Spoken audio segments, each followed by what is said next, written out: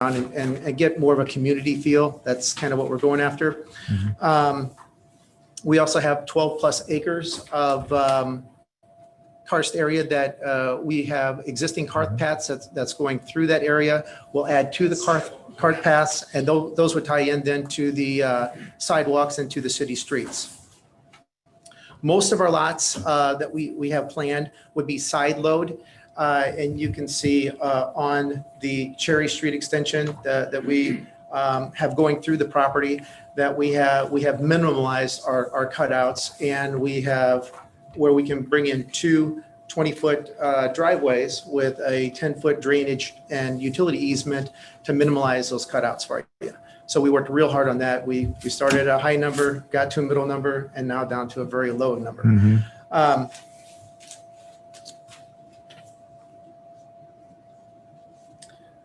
With that being said, my family and I have been trying to get to the Columbia area to move in here over the course of the last year. We tried to make the school year. We put offers on 2 homes, and if you don't act extremely quick, you lose. And so we lost 2 homes. I built over 10 homes in Brellinger and Remlock and Dennis Brand subdivisions. We like to do things the right way. We are a quality builder that emphasizes strictly upon quality and transparency. I brought a brochure of one of our handouts, to tell you guys a little bit about our company. I went into business in 1990. I've been doing it for 33 years. With working with Dennis, he's got a real good set of rules in place, and we would like to place those type of rules into this subdivision as well. With that being said, that would pretty much conclude what I want to talk about. Did I count 34 or 35? Did you say, Villas? Well, it's 34, 35-ish. Okay. Yeah, Okay. it depends on what we have to do with our mound systems. We may lose a couple. Okay. I took what's shown as an actual lot on the clubhouse side, pulled that one out as well. Okay. So 82 total? At this point, yes, and we'd probably drop down to 80-ish or 78-ish Okay. when it's all said and done.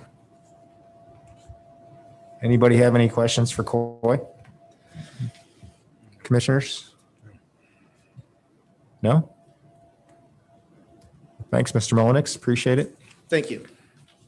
So at this point, if anyone wishes to speak in favor or opposition to this request, this is your chance. Anybody online, James? No? Okay. Scott, did we have any written questions or comments? We don't For have this any written comments. Nothing direct for this one either? Nothing direct for this one. Okay. That's correct. All right, at this point, I want to close the public hearing piece of item 5A. And then this would be the point where we deliberate as commissioners on the merits of this application. Discuss amongst ourselves. Does anybody have anything they want to talk about? You said you drove up there, Pete? Yeah, I think it's all a good idea.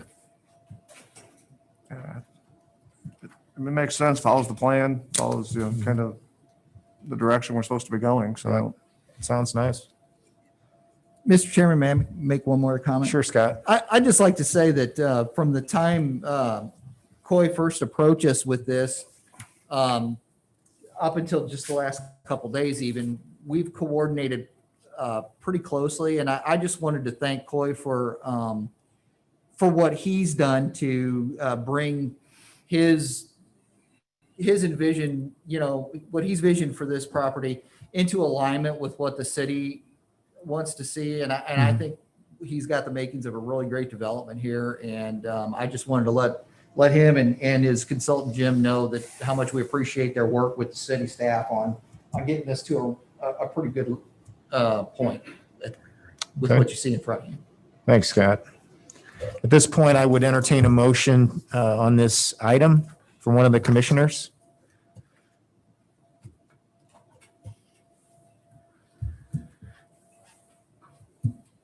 Don't be shy. I'll make a motion to recommend approval of the annexation agreement. Okay, thanks, Amy. Al will Anybody wanna- second.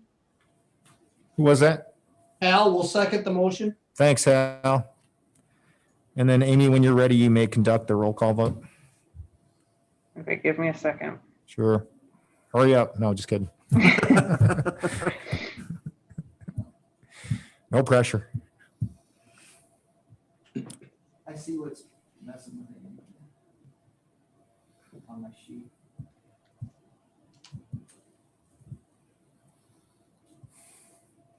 All right, I'm ready. Doug Garmer, Yes. Hal Hoppy, Yes. Pete Ingold, Yes. Beth Cutter Sanchez, Yes. Amy Missler, yes. Lauren Noby, Yes. Will Trowbridge, Yes. Andrea Yocum. Yes. Thank you, Amy. Thank you, gentlemen. Thank you all. Appreciate it. Appreciate your time. Thanks, guys. Thank you. Okay.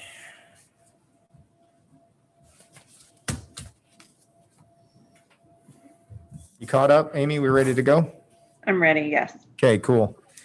So at this point, we're going to move on to, I'm going to call item 5B, which is the city initiated request to rezone 12 properties from I-1 or R6 to C2 General Business District.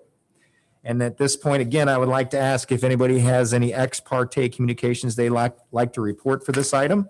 If so, speak up. All right, nobody has anything. Scott, can you please present your staff report on this one? Yes, thank you, Mr. Chairman. As the description of this item indicates, this request was initiated by the City of Columbia. This has been, to be honest with you, one of my highest priority items to get done since I began working for the City of Columbia. The intent here is basically, let's start with the existing conditions. What we've got is a situation where the property that most of us should be familiar with this, but where the city library is, where Meadow Park is, Turner Hall, and then the old concrete batch plant. All that was zoned industrial back in the day to accommodate the, the rail and concrete plant uses that were in that vicinity. There was that, and then there were like 3 or 4 houses. Actually, I believe it must have been, it's 5 residential lots. And if you look at the map, you can see which ones they are that are zoned R6.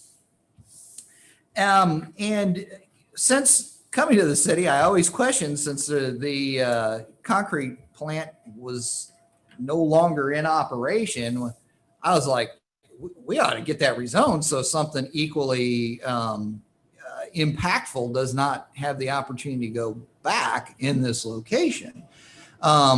Because I think while we can all agree that at one time the concrete plant and the railroad served a critical piece of Columbia's economy, it no longer is. And that location is just no longer a good location to have industrial land uses. And so, it's been my quest over the last couple of years that I've been working for Columbia to get this to this point to where we can propose it being rezoned and put into more uses that are more compatible with the surrounding development in our core area. In particular, given the proximity to our library and city park. If you look at the staff report, I've got all of the individual parcels listed there, along with the owner, the address, the current zoning, and the current use. In all, we've got two of the lots are associated with Turner Hall. It's their building, their parking lots, and then on the corner of Metter and Cherry, it's really a vacant lot except for their sign, their monument sign there. We've got 5 of the parcels are either city park or the library. Then we have 3 that are residential, which is actually 2 residences and basically Driveway. the driveway Yeah, I've seen and it. side yard of Mhm. the other one Yeah. is the way I would phrase that. Yep. And then we have the site, which used to be the west half of the concrete plant, which is the side, the portion, this side, speaking of City Hall, this side of the trail. And then the portion that's the opposite side of the trail was the portion where the heavy, the more industrial parts of the concrete operation take place. And right now it's just industrial storage, which is non-compliant, by the way. Just add that. At any rate, we did publish the notice on August 26th. That was 17 days before today's date, so it does meet the statutory notice guidelines. And we did notify all the adjacent property owners by letter of the action that was taking place, as well as by letter sending all of the affected properties as well, the ones that were actually included in the rezoning. To date, we have received no correspondence either for or against. The only correspondence I did receive was from Mr. Schwartz, who is on the line, and that was asking to be included in the rezoning area, because originally I had excluded the residential homes from it. So after his request, we went ahead and put it in there because C2 allows residential uses when developed consistent with the R6 zoning requirements. So it was basically exactly the same as they already had. So it was like a no-brainer just to add it in. So that's how we're here. And really the key points here, if you look at the findings, it's like this, in my opinion, this is long past due. This should have never been zoned industrial. Even with their industrial uses on it, they could have continued as legal non-conforming uses so that nothing would be reestablished there. But we are pursuing it right now. And the key thing is this is just going to allow that the remaining property that just recently sold, or I guess is technically under contract for the concrete plant. It's going to allow it to be redeveloped in a way that is compatible with the surrounding development. And I know it will be, because the business that is going there is currently in our core area in the C2 district, and he operates in full compliance with the zoning. So we've got no problems or no concerns about that business going in that location. And the findings, as you know, you've read, are primarily to do with the fact that this zoning will improve the compatibility with the nearby properties. The current zoning likely diminishes the property value of the not only the surrounding properties, but likely the subject property itself, because let's face it, industrial does not belong there, and it probably should be commercial or residential in nature. So that is improves the not only the compatibility, but likely would diminish the opportunities for negative impacts to occur on those properties relative to the surrounding development. The property obviously is suited for the C2 zoning because it's suited for much more impactful zoning.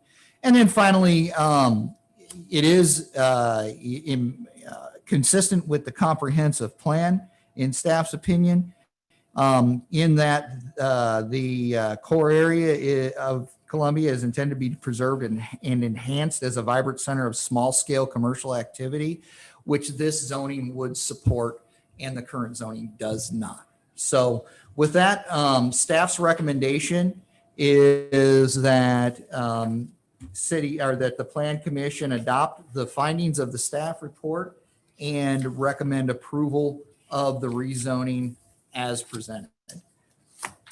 And it's worth mentioning too, Chairman Garmer, that no need to call an applicant because I cover both bases. All right. Well, thanks, Scott, for that presentation. At this point, I would ask if any of the commissioners have any questions they'd like to ask Scott. Now is your chance. I agree with Scott. I mean, it's long overdue because I know the zoning board for years talked about something they had done years ago for the previous owner and felt kind of, I don't know if betrayed is the right word, but I know that the people that were on at the time regretted the variance that they, recommended. So it is long overdue. Thank you. Scott, this is Andrea. I also agree that it is long overdue. I do just have a quick question. I know as they were working on the trail, there were some chats or discussion that there would be sort of like a railroad aside that, like a station of sorts on the sides of the trail to like commemorate that it once was. Would this zoning not allow for that type of structure to go up, or would it still be okay? That would be fine. As a matter of fact, Joe Sander, the chairman of the Park and Rec Advisory Board, has personally been trying to accomplish that. It's so I know it's still in the works, and I know the city would love to see that project. We just don't know when, but this zoning would allow that to take place. Public facilities can go in any zoning district. Okay, thank you. I have a general one, Scott. Yes, sir. If one of those former R6 parcel owners wanted to do any sort of upgrades or changes on their structure, would that run into any sort of issue with the new rezoning class? It depends on specifically what. I mean, there are Right. architectural requirements in the C2 district as well. So, but for residential, those are the same as R6. So Okay. in theory, it Shouldn't be any should the issue. same. Right.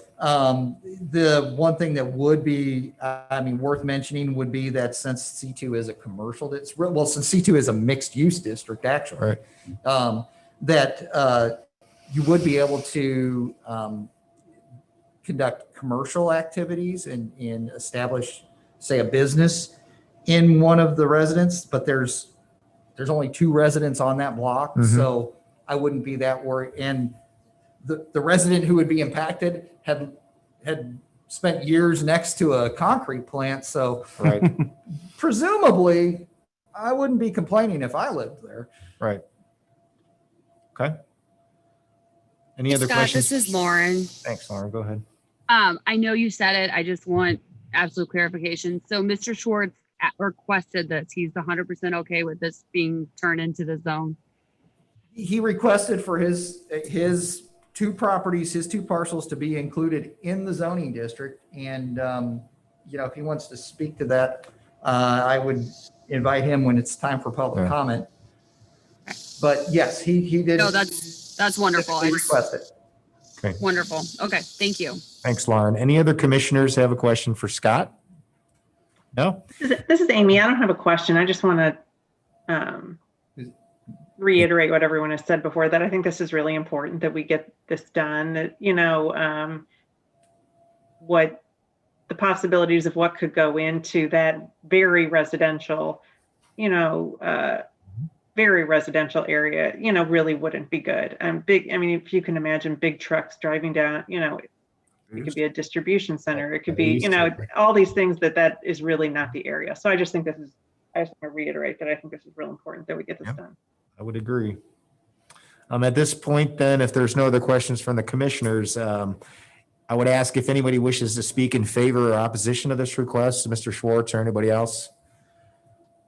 If not, that's okay too, but this is your chance. Yeah, this is Mr. Schwartz. Okay. You wish to say something? Yes, my only Let me question. swear you in real quick, Mr. Schwartz. I'm Sure. sorry. Okay, so do you swear to tell the truth, the whole truth, and nothing but the truth? Yes, sir. Okay, proceed. My only question is, with all that being rezoned, I know before there was concrete trucks, et cetera, going down that road, but they didn't travel at a high rate of speed. Right now, with the residents that travel up and down that road, it is at a high rate of speed. And I'm not sure what is going to go in there, whether there's going to be any trucks or if it'll be strictly cars. But has anybody considered the traffic, the speed, or anything on that road? I'm speaking of Locust. You know, whatever, I mean, nothing would change regard to that. In fact, I mean, the difference between this and a concrete plant, I know the business that had been approved, or I don't know that I can say specifically who it is since the contract is still pending. So I won't. I do know who it is, and it's a much lighter business. Are they a than- concrete plant? No. Okay. And like I said, they are located here in the C2 zoning district in the core area, one block off Main Street. Okay. And this is going to be an upgrade for them. And we're glad that they stayed in town. So in terms of the type of business they are, I can't see that adding more than nominally to, you know, any traffic in the area. It's not a high traffic customer, yeah, you know, like a retail based business. It's, Right, okay. Scott, on page 21, it does say who the buyer is. did I put it in there? Okay. Yeah, Did I so put it in there? we don't have to be yeah. discreet. I didn't remember whether I put it in there or not, and since I closed everything up, but yeah, I did say who it was. There you go. They're a local business, and definitely nowhere near the traffic impacts as like a concrete plant or another type of industrial facility. So we can't really say anything on traffic, but the size of the vehicle definitely smaller than a concrete plant would generate. Yeah, absolutely. Speed is irrelevant because it's going to remain the Speed's an same. enforcement Right. sort of thing. Yeah. And Yep. that's just something that I mean, there would be absolutely no reason for anybody related to this business to be speeding around any quicker than Right. surrounding residents, that's Right. for sure. That's good. I didn't know if we were talking, you know, Okay, 75 cars an hour, or if it's, you know, a business that's going to be, you know, cars and trucks every few minutes. I was just asking. no, it's primarily basic, it's the, I forget the name of it now, 24/7 security, I It's believe. not, it's not QT. Yeah, it's not a cute. They, It shouldn't have any- basically, all they do is they rent trailers with cameras on it for I was gonna like say- construction Yeah. sites and that sort of thing. So Yeah. I was gonna say, I know Yeah. the owner, and I think he's mostly just thinking storage more than anything. yeah, I think it's going to be basically store his product until somebody purchases it. Yeah, essentially. but it's not a customer on-site business, so you won't have a customer traffic flow. Okay, great. Anything else, Mr. Schwartz? No, thank you. Okay, I appreciate your input. Scott, I know you said, I think, that we did not have any written comments or questions or other direct participant. None whatsoever. Obviously, there's nobody here. Okay, appreciate that. So at this point, I'm going to close the public hearing piece and leave it up to the commissioners for final deliberations on item 5B. If anybody has any things they'd like to ponder or muse on or ask Scott, now's your chance. We asked pretty many questions during the process, so I think we're pretty good. If not, then I would entertain a motion on this item. This is Lauren. I will, set a motion to approve this. Thank you, This is Lauren. Andrea, I second that motion. Thank you, Andrea. And then Amy, when you are ready, Just to confirm, you meant a motion to recommend approval, right, Lauren? Since we're a recommending body.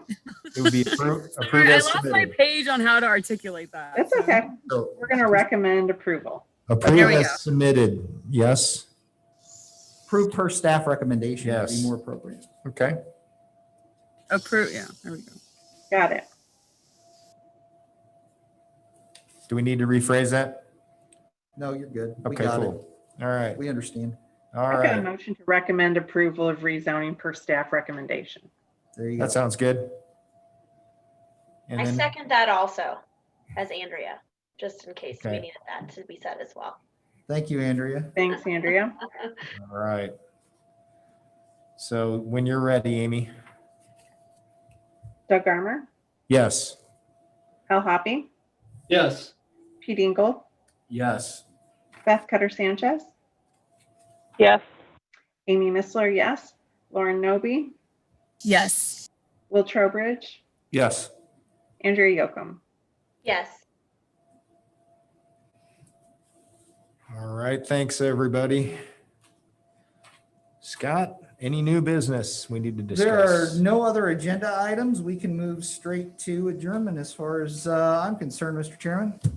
Well, as soon as Amy looks up, I would entertain a motion to adjourn the meeting. Make said motion to adjourn. Thanks, Will.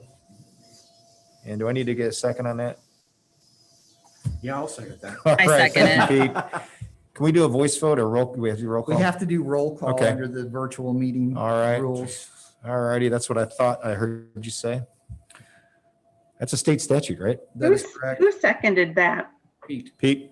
Glad to see the state is working on Thanks, important Pete. stuff. Yes, they're working hard.